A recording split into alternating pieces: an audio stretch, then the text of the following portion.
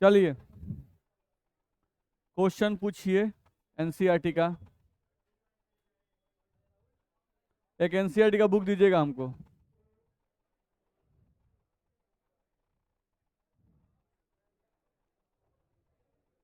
पहले एग्जाम्पल बनाए ना।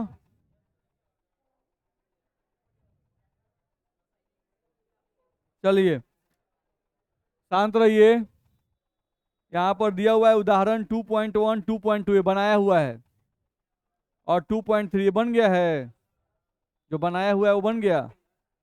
चलिए उसके बाद दिया था पाठ निहित प्रश्न। इसमें कौन सा क्वेश्चन पूछना है? 2.1 है।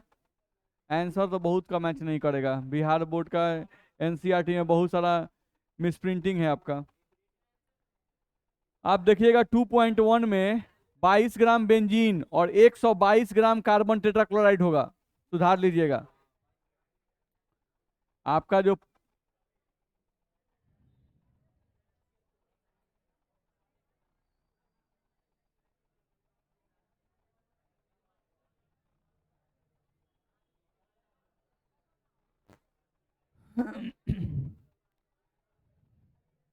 पहले बतिया लीजिए लो मन भर।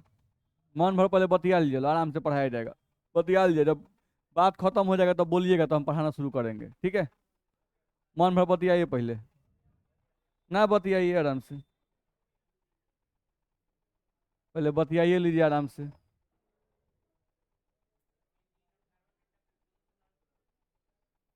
बेंजीन और CCl4 दोनों अनपढ़ है।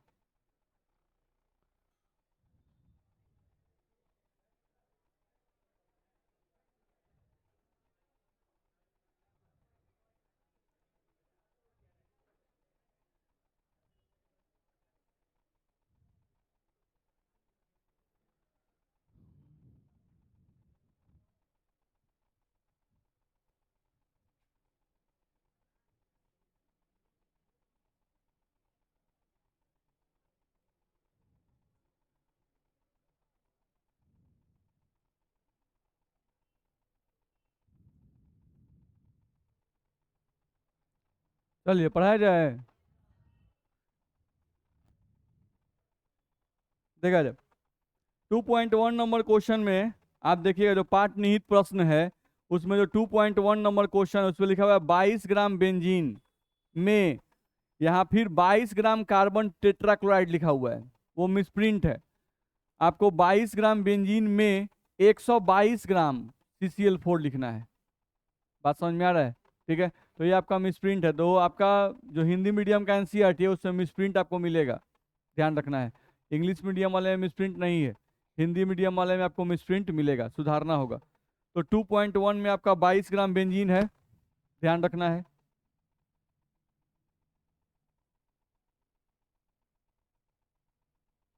22 ग्राम बेंजीन दिया हुआ है और 122 ग्राम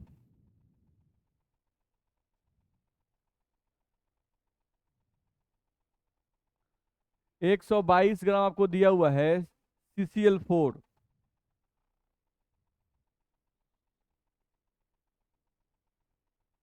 यही दिया हुआ है, ध्यान रखना है। अब इसमें आसानी से बन जाएगा, ध्यान रखना है।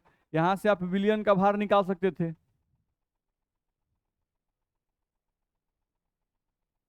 विलियन का भार कितना आएगा? 144 ग्राम, ठीक है। 22 इसका और 122 इसका जोड़ दीजिए, 140 ग्राम आ जाएगा। अब इसमें द्रव्यमान प्रतिशत पूछ रहा है, यानी कि परसेंटेज W/W पूछ रहा है बेंजीन का। तो जिसका पूछता है तो बेंजीन का भार ऊपर रखिए। बेंजीन का भार कितना है? 22, और नीचे होता है W का मतलब विलियन का भार,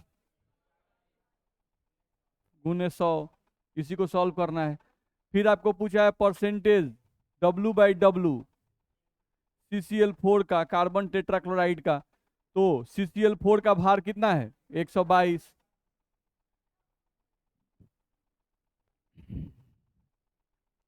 इसी को सॉल्व कर लेंगे, आ जाएगा आंसर। दिक्कत है? चलिए अगला क्वेश्चन पूछिए। 2.4 देखा जाए।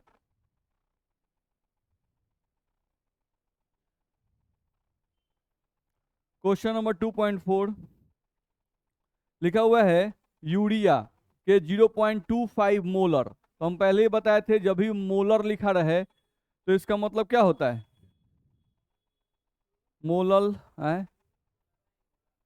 हाँ इसमें मिसप्रिंट है, थोड़ा थोड़ा मिसप्रिंट है। नहीं, अब यहाँ पर 0.25 जो मोलर लिखा हुआ है, यहाँ मोलर नहीं होगा, मोलल होगा, ध्यान रखना है। नहीं तो यहाँ पर ध्यान रखना है कि 2.4 में आपका जो क्वेश्चन है वहां पर होगा 0.25 मोलल। मोलर गलत लिखा हुआ है, इसीलिए बोले कि इंग्लिश मीडियम, तो इंग्लिश मीडियम आप एनसीईआरटी डाउनलोड कर लीजिएगा और उससे थोड़ा मैच करते रहिएगा। जो क्वेश्चन बनाइएगा ना एक बार उसको पढ़ लीजिएगा कि भाई मोलरता है कि मोललता है, काम घबरा जाता है। तो यहाँ पे मोलल है आपका, तो मोलल का मतलब होता है मोललता। तो मोललता का वैल्यू दिया हुआ है 0.25, लिख दिए। चलो आगे देखते हैं। यूरिया के 0.25 मोलल 2.5 केजी जलीय विलयन को बनाने के लिए आवश्यक यूरिया के द्रव्यमान की गणना कीजिए। ध्यान रखना है, तो यहाँ पे आपको यूरिया का द्रव्यमान निकालना है। यूरिया का द्रव्यमान आपको निकालना है कि यूरिया का द्रव्यमान कितना होगा, ठीक है। और आपको 2.5 के जलीय विलयन दिया हुआ है, यानी कि विलयन का भार दिया हुआ है। विलयन का भार आपको दिया हुआ है कितना, 2.5 केजी। तो 2.5 केजी का मतलब हुआ 2.5 गुना 1000 कर दो, कितना हो जाएगा ये, 2500 ग्राम। तो ये क्या चीज का भार है, विलयन का भार। अच्छा, यूरिया क्या है, विलय है। नहीं, तो विलय के भार को निकालना है तो इसको मान लेते हैं ए। क्या मानते हैं, ए। तो अगर विलयन का भार तुमको पता है 2500, अब विलय का भार है पता है ए, तो यहां से विलायक का भार निकलेगा। तो यहां से तुम चाहो तो विलायक का भार निकाल सकते हो। तो विलायक का भार कितना हो जाएगा, 2500 माइनस ए, यही हो जाएगा। नहीं, अब मोललता का फॉर्मूला तुमको पता है, ए गुना 1000 बटा डब्लू गुना बी, यही होता है। मोललता का मान तुमको क्वेश्चन में दिया हुआ है 0.25। ए यानी कि विलय का भार, तो वो तो निकालना है, ए का मान निकालना है, तो ए रहने देते हैं। गुना हो गया 1000 बट्टा डब्लू यानी विलय का अनुभार, तो विलय कौन है, यूरिया। फॉर्मूला दिया हुआ है 60। विलायक का भार 2500 माइनस से, तो इसको सॉल्व करके ए का मान निकाल सकते हैं कि नहीं, निकाल सकते हैं, बन जाएगा आसानी से। दिक्कत है, देख लीजिए, किसी को दिक्कत तो बोलना है। तो यहाँ से आप इसको सॉल्व करके ए का मान आप निकाल सकते हैं, आपका आंसर आ जाएगा। आगे बोलिए, बोलिए आप कुछ बोलना चाहते हैं, बोलिए। हाँ तरीका अलग अलग हो सकता है, नहीं तरीका अलग अलग हो सकता है, बिल्कुल। ये हम काहे कहेंगे कि आप करके मत देखिए नहीं, आपको जो क्वेश्चन दिया जाए उस क्वेश्चन को सॉल्व करके देख लीजिए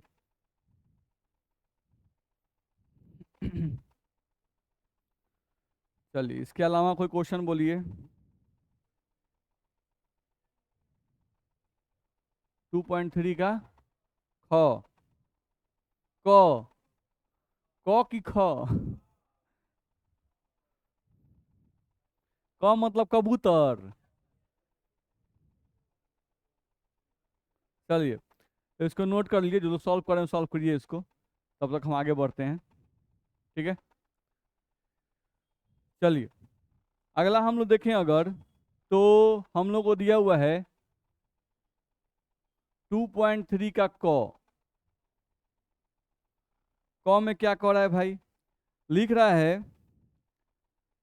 प्रत्येक विलयन की मोलारता की गणना कीजिए। मोलारता निकालना है, आए? प्रत्येक विलयन की मोलारता की गणना कीजिए। अब मोलारता के लिए दिया हुआ है 30 ग्राम, क में दिया हुआ है 30 ग्राम। यहाँ लिखा हुआ है CO NO3 का होल 2, CO NO3 का होल 2 डॉट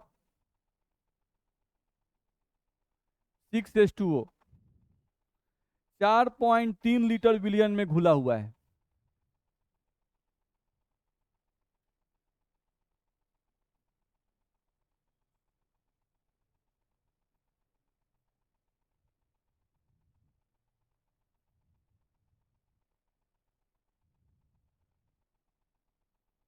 यही क्वेश्चन में आपको इंफॉर्मेशन है। नहीं, अब आपको क्या करना है, इसी से आपको क्या निकालना है, मोलरता। आपको इसका मोलरता निकालना है कि मोलरता इसका क्या होगा। ठीक है, तो मोलरता का फॉर्मूला सिंपल है, विलय की मात्रा मोल में, नहीं, बटा बिलियन का आयतन लीटर में। नहीं, तो बिलियन का आयतन तो लीटर में दिया हुआ है, तो इसमें टेंशन ही नहीं है। विलय की मात्रा मोल में चाहिए, विलय की मात्रा ग्राम में दी हुई है। नहीं, तो ग्राम में अगर दिया हुआ है तो इसको मोल में बदलना है, तो मोल का फॉर्मूला है दिया हुआ भार बटा अनुभार। नहीं, तो हमको जहां तक समझ में आ रहा है तो विद्यार्थियों को इसका अनुभार निकालने में ही प्रॉब्लम हो रहा है। देखा जाए,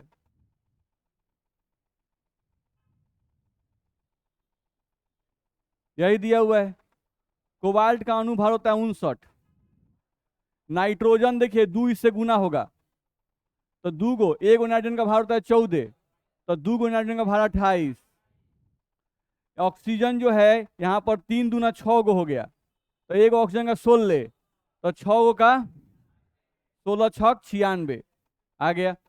इस डॉट का मतलब गुना नहीं है, इसका मतलब भी प्लस है, ध्यान रखिएगा, इसका मतलब भी क्या है, प्लस है, ध्यान रखना है। चलिए, अभी 6 गुना है वाटर से, तो इसका भार पहले निकाल लीजिए। हाइड्रोजन का भार 1 होता है, तो 2 का 2 प्लस 16, इससे गुना कौन है 6, लेकिन इस डॉट का मतलब क्या समझना है, प्लस। दिक्कत है नहीं। चलिए, तो ये हो गया 6 गुना 18, 18 छके 108, तो 108, तो ये 108 यहाँ लिख देंगे, 108, इसी को जोड़ देंगे तो निकल नहीं जाएगा। समझ में आ रहा है। तो कभी भी यहाँ पर अगर डॉट लिखा रहे, कहाँ गया डॉट, तो इस डॉट का मतलब क्या समझना है, प्लस, ध्यान रखना है। ठीक है, कभी भी उसका मतलब गुना मत समझिएगा। इस डॉट का मतलब एक्चुअली आप पढ़िएगा पृष्ठ रसायन जब सरफेस केमिस्ट्री, तो वहाँ बताया जाएगा कि इस डॉट का मतलब होता है सतह। डॉट का मतलब क्या होता है, सतह, ध्यान रखना है। नहीं, ये CONO3 का होल 2 एक नमक है, और नमक के सतह पर, नमक के सतह पर, नमक डॉट मतलब सतह पर, नमक के सतह पर 6 गो पानी का कण चिपक गया है। नमक के सतह पर 6 गो पानी का कण क्या हो गया है, चिपक गया है। नहीं, जैसे ये भी कल पूछ रहे थे, नहीं, तो हम लोग बताते हैं सिंपल। नहीं, अपना चमड़ी देखिए, चमड़ी भींगा है कि सूखा हुआ है, भींगा है गधा। इसमें पानी का कण चिपका हुआ है, अभी भी इसमें नमी है कि नहीं है, साफ सूख जाएगा, समझ रहे हैं, खत्म हो जाना होगा। नहीं, तो यहाँ पर अभी नमी है, नमी है यानी कि अभी जान प्राण है, ध्यान रखना है। नहीं, तो इसमें आपका नमी है, इसका मतलब पानी के कण इस पर चिपके हुए हैं, भले वो आपको दिखाई नहीं देते हो। ठीक है, तो वैसा ही नमक है, नमक के सतह पर 6 गो पानी का कण सटा हुआ है, इसका मतलब ही होता है। बुझा गया, मास निकल जाएगा। तो अब दिया हुआ भार बटा अनुभार, आपको मोल निकालना है। नहीं, तो विलय का मोल निकालिएगा, तो दिया हुआ भार बटा अनुभार, तो इसका दिया हुआ भार कितना 30, इसको जोड़े 291, तो दिया हुआ भार बटा अनुभार, तो मोल निकल जाएगा। नहीं, जब मोल निकल जाएगा तो मोलारता यहाँ से निकालिएगा, मोलारता का मतलब हो गया मोल, तो 30 अब बटा 291 गुना बिलियन का आयतन लीटर में, तो 4.3 लीटर। इसी को सॉल्व कर दीजिएगा, आ जाएगा आंसर आपका। दिक्कत है नहीं, तो इसको आप सॉल्व कर सकते हैं। अब चूंकि NCERT क्वेश्चन है तो कैलकुलेशन तो रहेगा ही। नहीं, क्योंकि NCERT क्वेश्चन जो है ना, हम पहले ही बताएं, ये हर चीज को एक्यूरेट वैल्यू देता है। नहीं, यानी ये जो बात लिखा है ना एकदम सही होगा, मतलब बनावटी बात इसमें नहीं रहता है। जैसे 30 ग्राम CONO3.6H2O 4 लीटर विलियन में ही घुलता होगा, नहीं, यानी 30 ग्राम घुलता होगा उसमें, इस टाइप से वो देता है एक्यूरेट वैल्यू। चल आगे बोलिए। आए,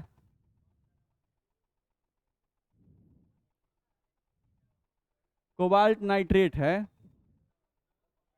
कौन सा नमक का, NaCl कौन सा नमक है, हाँ, जिसके वर्ड में टॉ डॉ आता है जनरली, टॉ डॉ, वो सब नमक होता है। जैसे सोडियम क्लोराइड, नहीं, सल्फेट, बस में आ रहा है। तो कहीं भी आपको टॉ डॉ किसी का नाम में अगर इंड में आता है तो सामान्यतः वो क्या होता है, नमक होता है। तो नाइट्रेट है, फॉस्फेट नमक है नहीं, लेकिन मेटल के साथ रहे तब। जैसे सोडियम क्लोराइड, तो क्लोराइड नमक बनाता है कब, जब मेटल के साथ रहेगा तब। तो यहाँ भी ये मेटल के साथ है। बस में आ रहा है ना। अभी नहीं कि सर हाइड्रोजन सल्फेट अब क्या कहते हैं, नहीं। तो देखिए यहाँ पर आप क्या बोल रहे हैं, हाइड्रोजन सल्फेट, इसमें कहीं भी धातु है नहीं है, तो वो एसिड हो जाएगा। ध्यान रखना है, ठीक है। तो ये सब थोड़ा सा कंसंट्रेट करना है। चलिए अगला बात है, ख भी बता दीजिए। चलिए जरूर। देखा जाए ख 2.3 का ख, देखा जाए यहाँ लिख रहा है, ध्यान से देखिए।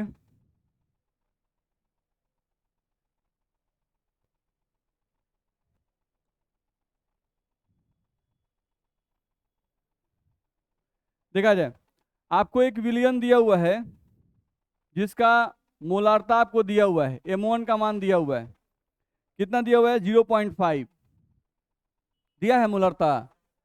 फिर देखिए वॉल्यूम का मान भी दिया हुआ है V1, वो कितना दिया हुआ है 30 मिलीलीटर, ठीक है। अब ये बोल रहा है क्या, ये बोल रहा है अब इस विलियन का आयतन 30 मिलीलीटर से 500 मिलीलीटर तक कर दिया गया।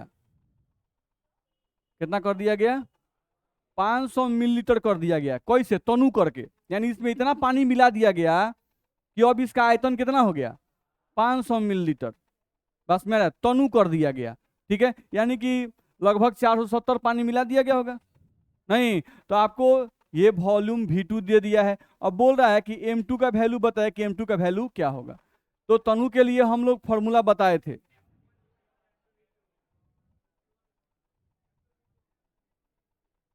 M1 का वैल्यू पते है, V1 का वैल्यू पते है, M2 का वैल्यू निकालना है। M2 का मान निकलेगा काहे के लिए, यहाँ पर बटा 1000 कीजिएगा लीटर में बदलने के लिए, और यहाँ ही बटा 1000 कीजिए लीटर में बदलने के लिए, 1000 कटिए जाएगा। बराबर में रहे तो लीटर में नहीं बदलना है। बस में है ना। चलिए और कोई क्वेश्चन। 2.1 हम बताइए दिए, 2.3 बताइए दिए, 2.4 बताइए दिए नहीं। 4-5 को बनाना ही था, जब मैं 4 को हम ही बता दिए का एग्जाम्पल जो बनाए निकल दिए थे तो पहले ही से बना दिया था। चलिए 2.5 बना है, बताइए। हैं, बोल नहीं रही है, नहीं बना है, वही तो हम सुनना चाहते थे। नहीं बना है, वो नहीं होता है कि सर आप बेकार पूछते हैं। नहीं, लाइन से उठाइए या लाइन से एक एक करके बना दीजिए। झूठो के काहे के लिए पूछते रहते हैं कौन सा बनना है कौन सा नहीं बनाना है। देखा जाए, ध्यान से पढ़ा जाए, 2.5 नंबर क्वेश्चन जो है उसमें देखिए परसेंटेज W/W दिया हुआ है, 20% W/W दिया हुआ है। और आप देखिएगा तो इसमें जलीय विलयन का घनत्व भी दिया हुआ है, विलयन का घनत्व भी आपको दिया हुआ है।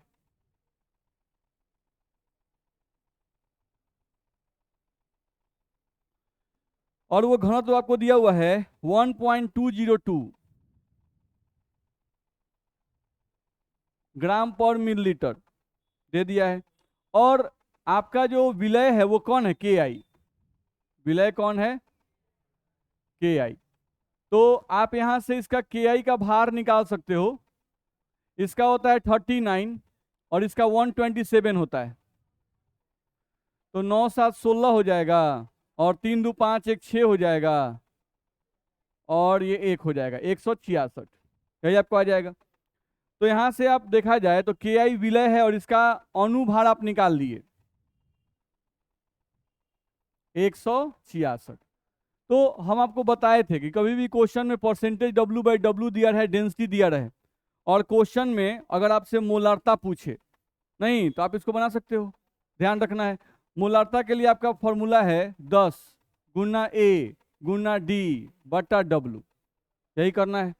नहीं, यहां से आप 10 रख दीजिए, ए यानी विलय का भार, तो विलय का भार कितना 20, 100 ग्राम में 20 ग्राम है, 20 गुना डेंसिटी का वैल्यू 1.2 रख दीजिए, बट्टा में डब्लू विलय का अनुभार कितना 166। इसको सॉल्व कर दीजिएगा तो मोलारता का मान आपको निकल जाएगा, नहीं निकल जाएगा, दिक्कत है। फिर हम लोगों को पूछा है इसमें कि मोलालता भी निकालिए। इस क्वेश्चन में बोला है कि मोलालता भी आपको निकालना है।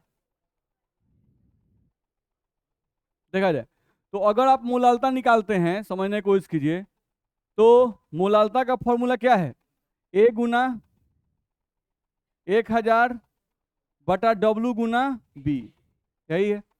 चलिए, ए का मतलब विलय का भार 20 है ना, गुना विलय, डब्लू का मतलब विलय का अनुभार कितना है 166, गुना बी मतलब विलायक का भार, तो यहां देखिए 100 ग्राम विलयन है, उसमें 20 ग्राम विलय है, तो 100 माइनस 20 कितना हो जाएगा 80, तो मोलालता नहीं निकल जाएगा, दिक्कत है। अब देखिए कि इस टाइप क्वेश्चन आपको क्लास में बताया गया है कि नहीं बताया गया है। अब अगला आता है मोलंस निकालने का, नहीं तो मोलंस विलय का ही निकालना होगा, नहीं दिया होता तो विलय ही मानते हैं, तो विलय का मोलंस निकालना है, तो विलय के मोलंस का फॉर्मूला होता है,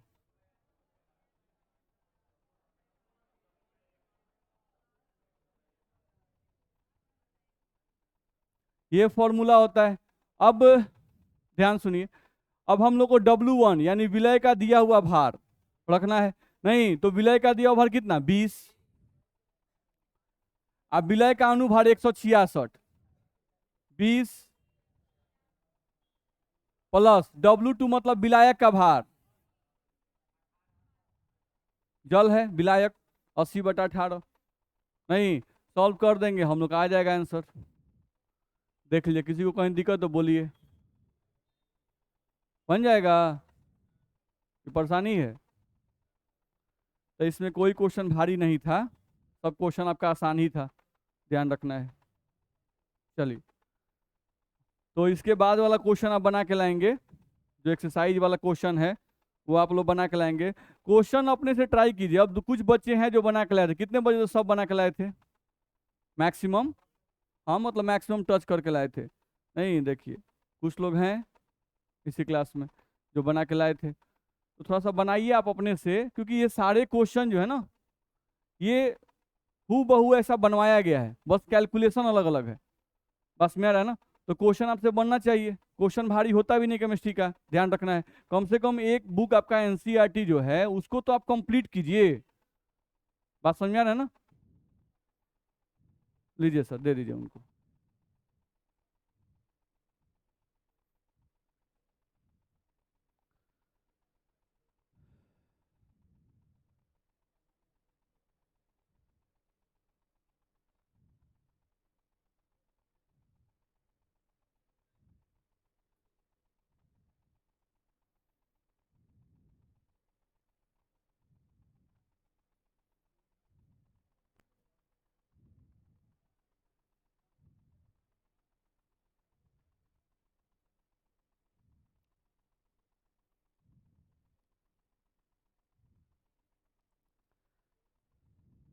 चलिए, कल एक क्लास में हम लोग विलयता के बारे में पढ़ रहे थे, तो विलयता के बारे में आपको थोड़ा बहुत हम बताए थे कि विलयता जो है वो हम लोग का क्या है, बताए थे कि नहीं बताए थे, बताए थे। तो विलयता में हम आपको बताए थे कि किसी भी दिए गए विलायक को संतृप्त करने के लिए जो विलय की अधिकतम मात्रा की आवश्यकता होती है, नहीं उसी मात्रा को हम लोग क्या कहते हैं, उस विलयन की विलयता कहते हैं, ध्यान रखना है, ठीक है। ये आपको बताया गया था। अब हम लोग विलयता के लिए बताए थे कि हम लोगों को पहले पढ़ना है किसी भी द्रव्य में ठोस को घुलाना था, नहीं यानी द्रव्य में ठोस का विलयन के बारे में हम लोग पढ़ रहे थे, ठीक है। तो द्रव्य में ठोस के विलयन के बारे में हम लोग पढ़ रहे थे, तो उसके बारे में हम लोग को बताया गया था कि किसी भी ठोस को आप चाहिएगा किसी भी द्रव में घुल जाए, तो ऐसा नहीं होता है, ध्यान रखना है, ठीक है। किसी भी ठोस का द्रव में घुलने के लिए एक सिद्धांत काम करता है, जिस सिद्धांत को हम लोग बोलते थे लाइक डिजॉल्व्स लाइक, नहीं समान समान को घुलाता है, नहीं यानी पोलर में पोलर घुलता है और नॉन पोलर में नॉन पोलर घुलता है, ठीक है, यही ना बोला गया था। अब हम लोग ये बोले थे कि हम लोग कैसे पहचानेंगे कि कौन सा मॉलिक्यूल पोलर है और कौन सा मॉलिक्यूल नॉन पोलर है। नहीं, तो ये पहचानने के लिए हम लोगों को थोड़ा बहुत डाइपोल मोमेंट के बारे में जानना होगा, द्विध्रुवीय आघूर्ण। नहीं, तो डाइपोल मोमेंट जो है, द्विध्रुवीय आघूर्ण, ये आपको बताता है कि कौन सा अणु पोलर है और कौन सा अणु नॉन पोलर है। जैसे पोलर को हिंदी में कहते हैं ध्रुवीय और नॉन पोलर को हिंदी में कहते हैं अध्रुवीय। बात समझ में आ रहा है, ठीक है। तो हम लोग थोड़ा बहुत डाइपोल मोमेंट के बारे में थोड़ा जान जाएं, नहीं उसी के आधार पर हम लोग पोलर और नॉन पोलर पहचान पाएंगे। पोलर नॉन पोलर पहचान पाएंगे तो उसके आधार पर आप आसानी से बता पाइएगा कि कौन सा ठोस किस द्रव्य में घुलेगा, ठीक है। चलिए, तो हम लोग का टॉपिक यहां से आ रहा है आपका डाइपोल मोमेंट। चलो, डाइपोल मोमेंट के बारे में कुछ पॉइंट लिखे हैं, देखते हैं हम लोग, ध्यान से पढ़िए, देखा जाए। डाइपोल मोमेंट जिसको हिंदी में कहते हैं द्विध्रुवीय आघूर्ण, ठीक है। डाइपोल मोमेंट को म्यू से दर्शाते हैं, कैसे दिखाते हैं भाई, म्यू से, बिल्ली वाला म्यू है ये आपका है, ध्यान रखना है। तो डाइपोल मोमेंट जो है इसको हम लोग म्यू से दर्शाते हैं। म्यू का फॉर्मूला होता है Q गुना डी, म्यू का फॉर्मूला होता है Q गुना डी। अब यहाँ पे जो Q लिखा हुआ है, इस Q का मतलब क्या है, लिखा हुआ है जहां Q दो परमाणुओं के बीच विद्युत ऋणात्मकता का अंतर, ध्यान रखना है, ठीक है। अब दिमाग में आएगा कि विद्युत ऋणात्मकता किसे कहते हैं, बस में आ रहा है, तो थोड़ा बहुत जान जाए। जैसे कुछ परमाणु ऐसे होते हैं जिनके इलेक्ट्रॉन खींचने की क्षमता ज्यादा होती है, और कुछ परमाणु ऐसे होते हैं जिनके इलेक्ट्रॉन खींचने की क्षमता कम होती है। नहीं, आवर्त सारणी में कुछ तत्व ऐसे हैं जिनका इलेक्ट्रॉन खींचने की क्षमता ज्यादा होती है और कुछ तत्व ऐसे हैं जिनके इलेक्ट्रॉन खींचने की क्षमता कम होती है। तो जो परमाणु, जिन परमाणुओं के इलेक्ट्रॉन खींचने की क्षमता ज्यादा होती है उनको ज्यादा विद्युत ऋणात्मक तत्व कहा जाता है, यानी जो मजबूत हैं इलेक्ट्रॉन खींचने के मामले में उनको कहा जाता है ज्यादा विद्युत ऋणात्मक तत्व, या उसी को है इंग्लिश में तो मोर इलेक्ट्रोनिगेटिव एटम, ध्यान रखना है। और वैसे परमाणु जो इलेक्ट्रॉन को नहीं खींच पाते हैं, नहीं वो लोग क्या होते हैं, लेस इलेक्ट्रोनिगेटिव एटम, यानी कम विद्युत ऋणात्मक परमाणु, ध्यान रखना है, ठीक है। तो हर जगह है भाई, नहीं यहाँ भी है, कुछ लोग मजबूत हैं कुछ लोग कमजोर हैं, नहीं कुछ लोग नहीं बढ़ियार हैं और कुछ लोग क्या होते हैं, कमजोर होते हैं। तो जो लोग मजबूत हैं वो ज्यादा विद्युत ऋणात्मक और जो कमजोर हैं वो कम विद्युत ऋणात्मक, ध्यान रखना है, ठीक है। तो वही बात होती है। अब जैसे थोड़ा बहुत ध्यान रखें, जैसे आवर्त सारणी में आप देखिएगा तो आप धातु जानते हैं और अधातु जानते हैं। धातु के बारे में सब लोग जानते हैं कि धातु जो होते हैं वो इलेक्ट्रॉन का त्याग करते हैं, यानी कमजोर है, उनको कोई छीन लेता है इलेक्ट्रॉन, नहीं। और अधातु जो है वो इलेक्ट्रॉन ग्रहण करते हैं, नहीं यानी खींच लेते हैं, यानी अधातु मजबूत हो गए और धातु क्या हो गए, कमजोर हो गए। तो सामान्यतः कोई पूछेगा कि बताओ धातु है और अधातु है तो इन दोनों में ज्यादा विद्युत ऋणात्मक कौन, अधातु, ध्यान रखना है। तो ये बात ध्यान रखना होगा कि धातु और अधातु में ज्यादा ताकतवर इलेक्ट्रॉन खींचने में कौन होता है, अधातु होता है, ये बात दिमाग में हो। दूसरा दिमाग में ये रखना कि अधातुओं में जैसे हम यहाँ लिख दें EN का मतलब ही होता है इलेक्ट्रोनिगेटिविटी और इसी को हिंदी में कहते हैं विद्युत ऋणात्मकता। तो एक समझ में आ गया कि धातु और अधातु में अधातु मजबूत होते हैं और धातु कमजोर होते हैं, ये पॉइंट ध्यान रखना। दूसरा पॉइंट ध्यान रखना इलेक्ट्रोनिगेटिविटी के बारे में, नहीं कि अधातुओं में सबसे प्रबल कौन होता है, फ्लोरीन, तब कौन, ऑक्सीजन, तब कौन, नाइट्रोजन और तब कौन, क्लोरीन। नहीं, तो ये भी ध्यान रखना, नहीं कि सबसे ताकतवर ये सब अधातु हैं, बस में आ रहा है। तो इन सभी अधातुओं में फ्लोरीन सबसे ताकतवर, तब ऑक्सीजन, तब नाइट्रोजन और तब क्लोरीन होता है, ठीक है। ओवरऑल इतना ध्यान रखोगे तो समझ में आ जाएगा, यानी ये लोग सबसे मजबूत कैटेगरी में आते हैं, ध्यान रखना है, ठीक है। इलेक्ट्रॉन खींचने में लोग माहिर होते हैं। चलो ध्यान देते हैं।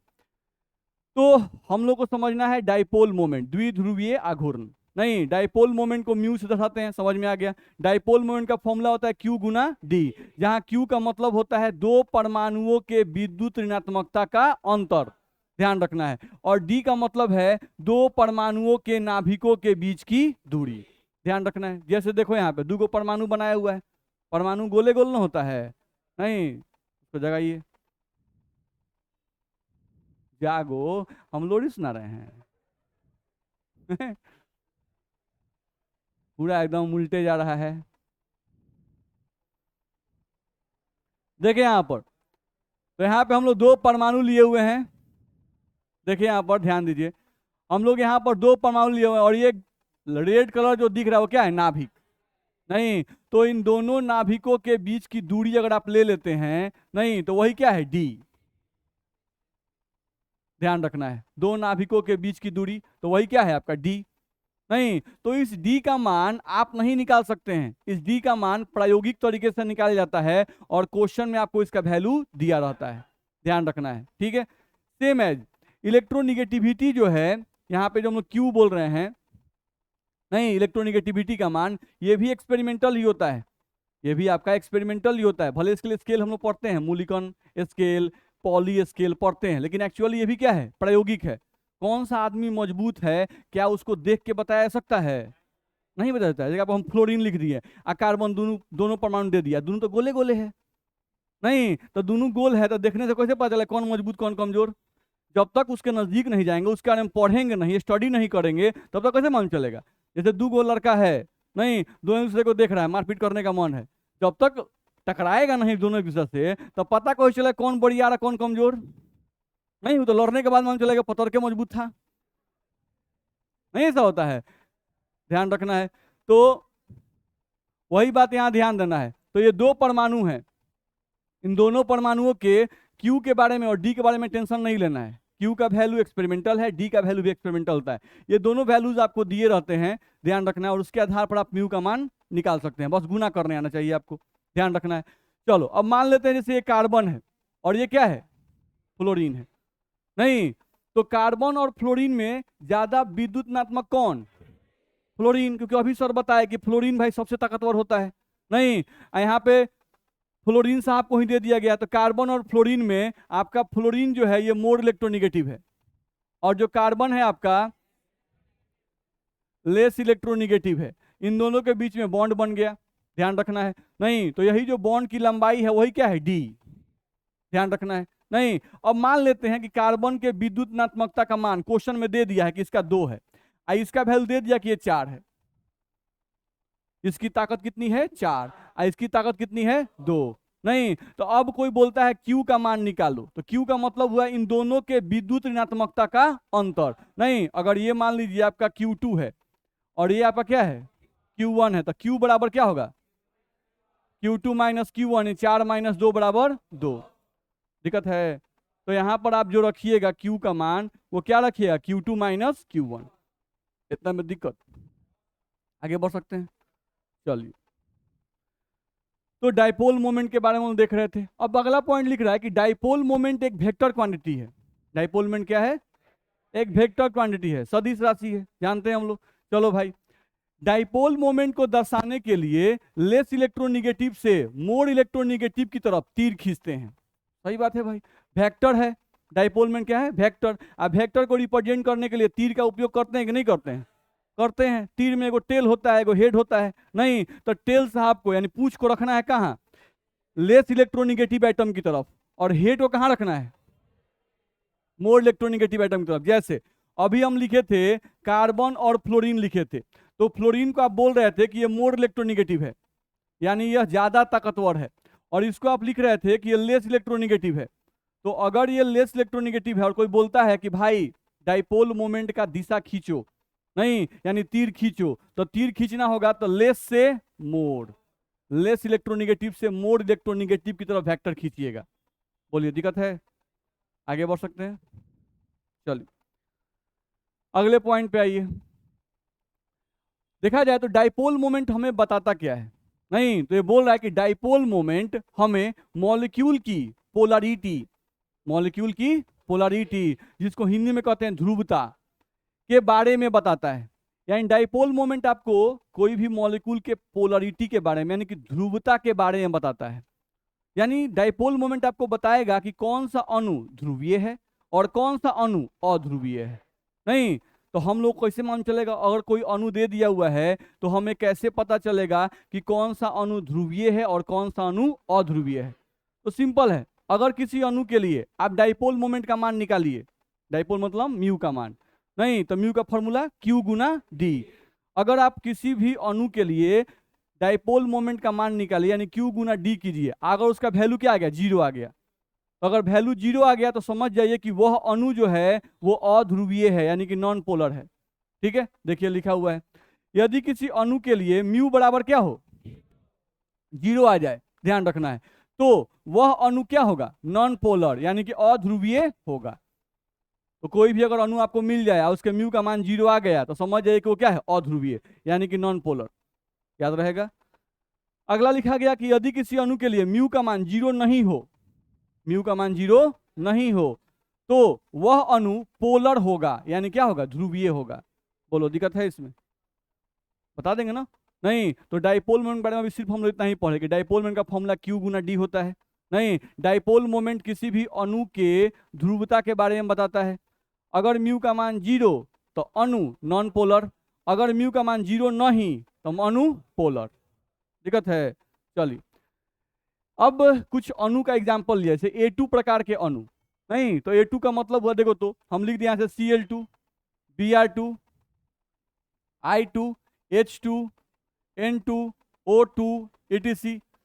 नहीं ये सब क्या है आपके? A2 type. नहीं A2 यानी AA तभी ना A2 बना होगा। नहीं तो जैसे आप Cl2 लिखे तो Cl बॉन्ड Cl, देख लो तो यहाँ दोनों परमाणु सेम है कि अलग अलग? नहीं दिख रहा है? A2 यानी AA दोनों परमाणु सेम, तो यहाँ पर Cl और यहाँ पर Cl दोनों परमाणु क्या है? समान है। तो अगर दोनों परमाणु समान हैं तो दोनों के विद्युत ऋणात्मकता का मान समान होगा कि अलग अलग? समान होगा। अगर इसका विद्युत ऋणात्मकता का मान Q है तो इसका भी क्या होगा? Q होगा। और अगर आप मेन Q नेट निकालिएगा तो Q नेट बराबर Q माइनस Q होगा, तो क्या आएगा? 0 होगा, क्योंकि इसका मान मान लो 3 होता है, इसका मान भी 3 होता है, 3 माइनस 3 0 ही ना आता जी। ठीक है, आप निकालते हैं यहाँ से म्यू का वैल्यू यानी डाइपोल मोमेंट का मान, तो Q नेट गुना D। नहीं तो Q नेट का मान क्या आया? 0, 0 गुना D बराबर क्या आएगा? 0 आ जाएगा। दिक्कत है? यानी जितना भी A2 टाइप मॉलिक्यूल होता है उस सब के लिए, जितना भी हम लोग लिखे हुए हैं इन सब के लिए म्यू का मान क्या आएगा? 0। और ये सभी अणु क्या होंगे? पोलर कि नॉन पोलर? ये सभी अणु आपके नॉन पोलर होंगे। होगा कि नहीं होगा? क्योंकि इनके Q नेट का मान जो आप निकालिएगा तो Q नेट का मान क्या आएगा? 0 आएगा, यानी Q2 माइनस Q1 दोनों परमाणु समान है। नहीं तो जो इसका मान वही इसका मान विद्युत ऋणात्मकता का, जब विद्युत ऋणात्मकता का अंतर घटाएंगे तो वैल्यू क्या आएगा? 0। तो 0 गुना D करें तो वैल्यू क्या आएगा? 0। किसी को दिक्कत है? जहां दिक्कत होगा रोकिएगा। आए अब बताइए यहाँ पर। हाँ हाँ, Q गुना D, D कहाँ से आया? अरे म्यू बराबर Q गुना D, आपके तो फॉर्मूला पढ़े हैं जी। नहीं तो Q का मान 0 आ गया, देखो तो 0 गुना D बराबर 0। D कहने से आ गया? बता के लाए हैं। चलिए तो अब से दिमाग में कोई पूछता है आपसे, बताओ बाबू O2 पोलर कि नॉन पोलर? नहीं, H2 O2 N2 Cl2 Br2 I2 F2 सब क्या है? Non polar. ध्यान रखना है। चलिए अब थोड़ा सा ध्यान दो, जैसे हम यहाँ लिखते हैं कार्बन और हाइड्रोजन। नहीं तो ध्यान रखना है कि कार्बन और हाइड्रोजन के विद्युत ऋणात्मकता का मान भी लगभग समान होता है। नहीं यानी अगर इसका वैल्यू 2 है तो इसका वैल्यू भी 2 है, तो जब आप Q का वैल्यू निकालिएगा तो इनका डिफरेंस 2 माइनस 2 क्या आएगा? 0। नहीं तो अगर कोई भी अणु, ध्यान से मेरी बात सुनना है, अगर कोई भी अणु आपको दिया है और उस अणु में आपको कार्बन और हाइड्रोजन दिया रहे, क्या दिया रहे? कार्बन और हाइड्रोजन दिया रहे। नहीं, तो कार्बन और हाइड्रोजन की विद्युत ऋणात्मकता का मान समान होता है। तो अगर समान होगा तो Q का मान 0 आएगा। अगर Q का मान 0 आएगा तो फॉर्मूला है म्यू का, म्यू बराबर Q गुना डी। नहीं तो 0 गुना डी, वैल्यू क्या आएगा? 0। अच्छा, इसका मतलब कि अगर कोई भी अणु में सिर्फ कार्बन और हाइड्रोजन रहे, किसी भी अणु में सिर्फ कार्बन और हाइड्रोजन रहे, तो वैसा अणु भी क्या होगा? नॉन पोलर, अध्रुवीय, क्योंकि उसके लिए भी म्यू का मान क्या आएगा? 0। नहीं तो देखते हैं, लिखा हुआ है कि हाइड्रोकार्बन अर्थात वैसे अणु जिनके पास सिर्फ कार्बन तथा हाइड्रोजन हो। क्या हो? कार्बन तथा हाइड्रोजन हो। ऐसे अणुओं के लिए भी म्यू का मान हमेशा 0 होता है, अर्थात ऐसे अणु भी क्या होते हैं? Non polar. तो क्यों नॉन पोलर होते हैं? क्योंकि कार्बन और हाइड्रोजन की विद्युत ऋणात्मकता का मान समान होता है, ध्यान रखना है। अब जैसे मान लो CH4 कोई दे देता आपको, क्या दे देता? CH4। तो अगर CH4 कोई दे रहा है आपको, तो सोचो कार्बन, हाइड्रोजन, हाइड्रोजन, हाइड्रोजन और हाइड्रोजन आप खींच दिए। नहीं, अब डाइपोल मोमेंट जब भी आप निकालते हैं किसी भी अणु का, नहीं तो ध्यान रखिएगा कि आप दो दो परमाणु पकड़ते हैं, एक के बार सब परमाणु मत पकड़ लीजिएगा, दो परमाणु, यानी आप इस कार्बन को और इस हाइड्रोजन को पकड़े। नहीं तो इसका वैल्यू भी 2, इसका वैल्यू भी 2, तो 2 माइनस 2 क्या आएगा? 0। तो यहां पर इन दोनों परमाणु के बीच में अगर म्यू का मान निकालिएगा तो म्यू का मान क्या आएगा? 0। फिर देख लो यहाँ कार्बन और हाइड्रोजन ही है, तो यहाँ भी म्यू का मान क्या आएगा? 0। फिर यहाँ पर भी, फिर यहाँ पर भी, तो 0 0 0 जोड़िएगा तो क्या आएगा? 0 ही आएगा। मेरी बात समझ में आ रही है? नहीं तो आपको ध्यान रखना होगा कि CH4 में सिर्फ कार्बन और हाइड्रोजन है। तो अब हम ऐसा लिख दें कि देखो बाबू C6H6, बताओ इसके डाइपोल मोमेंट का मान क्या होगा? 0। सिर्फ इसमें कार्बन और हाइड्रोजन है तो 0। नहीं, हमें बोल दिया C7H16, तो म्यू का मान क्या आएगा?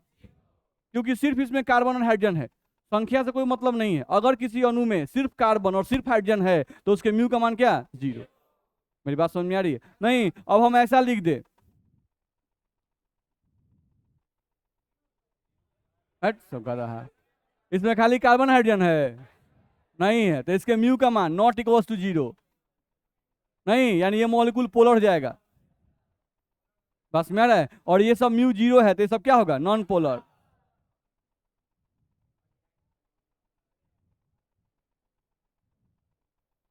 यानी सिर्फ कार्बन और हाइड्रोजन हो तबे नॉन पोलर होगा। ऑक्सीजन अगर आ गया, नहीं नाइट्रोजन अगर आ गया, जैसे हम यहां पर ये लिख दें CH3CN, तो ये भी क्या होगा? पोलर। ध्यान रखना है, इसका भी म्यू नॉट इक्वल टू 0, क्योंकि इसमें नाइट्रोजन एक आ गया, सिर्फ कार्बन और हाइड्रोजन रहे तब म्यू का मान 0। ध्यान रखना है, तो नाइट्रोजन आ गया तो म्यू का मान नॉट इक्वल 0, तो ये मॉलिक्यूल क्या कहलाएगा? पोलर है। अरे अल्डिहाइडो पोलर होगा था,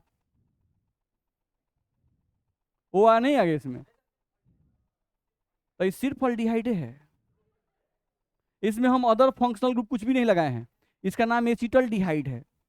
हम कहाँ इसमें कुछ और लगा दिए हैं, इसमें अल्कोहल लगाते, इसमें कुछ कार्बोक्सिलिक एसिड लगाते तब ना कुछ और होता। नहीं, ये फंक्शनल ग्रुप इसमें CHO है, इस मिथाइल का कोनो वैल्यू नहीं होता है। मेरी बात समझ आ रही है ना?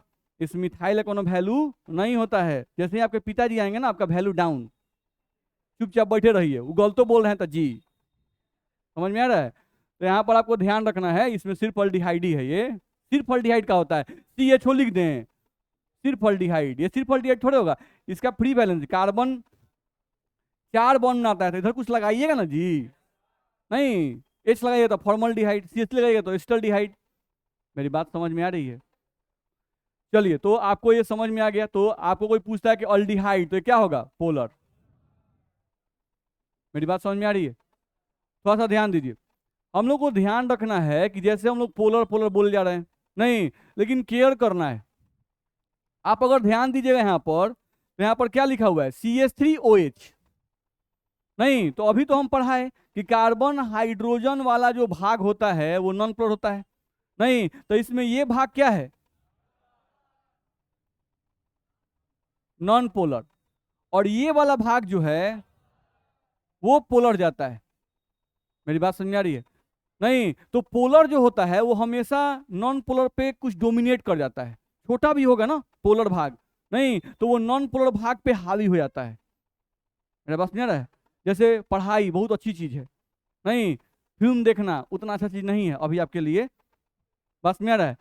लेकिन फिल्म देखना और पढ़ाई में चूज करना हो तब तुरंत फिल्म देखना चूज कीजिएगा, वो हावी हो जाता है आपके पढ़ाई वाले कॉन्सेप्ट पे, नहीं हावी होता है, पता है कि नहीं? तो जितना गलत काम है ना, जितना गलत काम है वो हमेशा अच्छा काम पर हावी होता है, क्या कि उससे मजा आता है, बस में रहा है। ठीक है, चलिए पढ़ाई में किसी किसी को ही मजा आता है, सबको कहाँ मजा आता है? बहुत आदमी है कि सोचता है कौन बना दिया नहीं, देखा जाए तो यहाँ पर ये भाग क्या है? नॉन पोलर, और ये भाग क्या है? पोलर।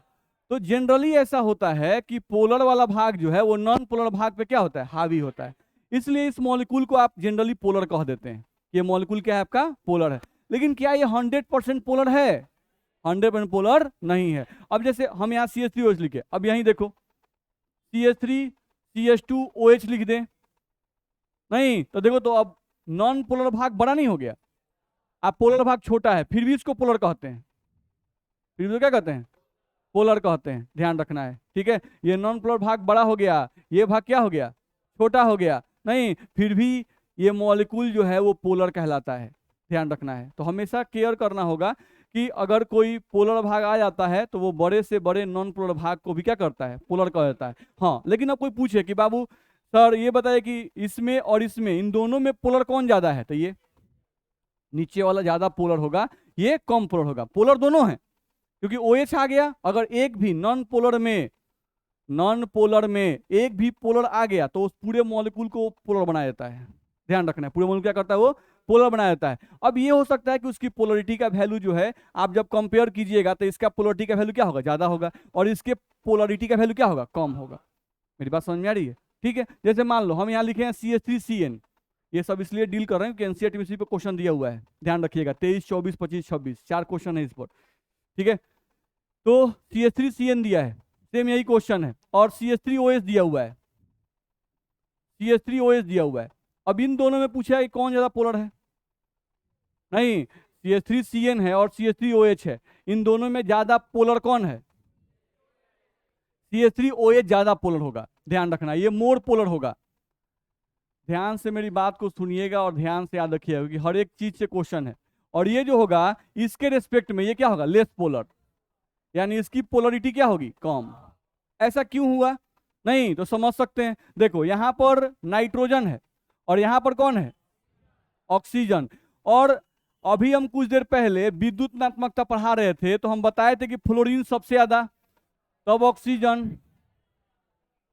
बताया गया था, अभी कुछ देर पहले लिखे थे। तो आप ध्यान दीजिएगा, ध्यान से मेरी बात सुनिए, इसमें नाइट्रोजन है, इसमें क्या है? ये भी पोलर है, ये भी पोलर है, दोनों पोलर है, लेकिन दोनों पोलर है तो पोलर ज्यादा कौन है?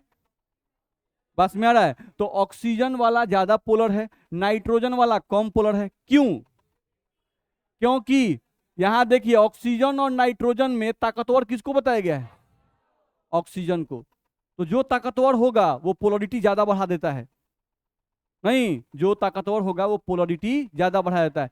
पोलरिटी का मतलब आवेश उत्पन्न करना, नहीं पोलरिटी का मतलब आवेश उत्पन्न करना, ध्यान रखना है। तो हम बोल रहे हैं कि ऑक्सीजन और नाइट्रोजन में ऑक्सीजन ज्यादा आवेश उत्पन्न करता है, नहीं नाइट्रोजन कम आवेश उत्पन्न करता है, इसीलिए बोलते हैं कि ऑक्सीजन वाला ज्यादा पोलर और नाइट्रोजन वाला कम पोलर।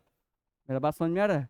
नहीं ऐसा नहीं होता है कि आपको एक छड़ी और दो छड़ी लिया गया है, नहीं अब मान लीजिए बांस के स्टिक से आपको मारा गया, बांस के स्टिक से मारा गया, नहीं तो कम चोट लगा, और रूल ले लिए जो पुलिस रखता है लोग, जिससे दोदरा उखड़ जाता है मारने पर, नहीं और उससे एक छड़ी बरियार आपको दिया गया, दोनों से बराबर स्ट्रेंथ से मारा गया, नहीं लेकिन एक उसे चोट क्या लगा? ज्यादा लगा, यानी कि रूल वाला जो है मजबूत है, नहीं वो ज्यादा इफेक्ट क्रिएट करता है, नहीं तो ज्यादा इफेक्ट क्रिएट करता है यानी ज्यादा चार्ज उत्पन्न करता है, नहीं तो ज्यादा चार्ज उत्पन्न किया इसका मतलब ज्यादा पोलर है, ज्यादा दर्द देगा यानी ज्यादा पोलरिटी उत्पन्न कर देता है। मेरी बात समझ आ रही है? तो ये बात आपको ध्यान रखना होगा। तो जो ज्यादा विद्युतात्मक वो ज्यादा ताकतवर तो ज्यादा आवेश उत्पन्न करेगा, नहीं तो ज्यादा आवेश का मतलब ज्यादा पोलर होगा वो। इतना में दिक्कत? तो ये बात हम लोग को ध्यान में रखना होगा। चलो अब, अच्छा टाइम हो गया हम लोग का, नहीं चलिए तो अगले क्लास से पढ़ लेंगे हम लोग।